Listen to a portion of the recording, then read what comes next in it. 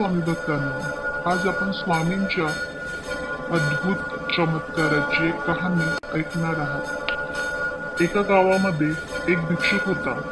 तो रोज भिक्षा मागून आपलं पोट भरत असत आणि संध्याकाळी स्वामींचे स्मरण करत असत. असं करता करता एके दिवशी त्याच्याकडे काहीच अन्न उरलं नाही आणि तरीही तो म्हणाला की माझा स्वामींवर विश्वास आहे आणि झोपी गेला.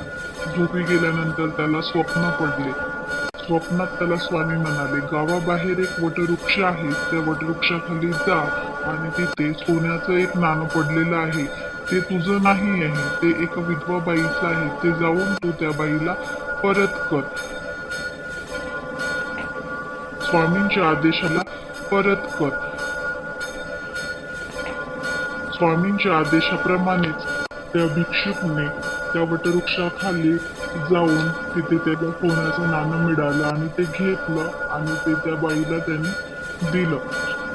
ती बाई खूप रडत होती आणि ती म्हणली, ही माझ्या पतीची आखरी निशाणी होती, कालच हरवली होती, ही स्वामींच्याच आशीर्वादाने मला परत तुम्ही आणून दिली. तेव्हा त्या भिक्षुक म्हणलं की स्वामी समर्थ आपल्या भक्तांच्या पाठीशी नेहमी खंबीरपणे उभे असतात. आणि त्याचंही आयुष्य बदललं. गावातील लोक त्याचा सन्मान करायला लागले.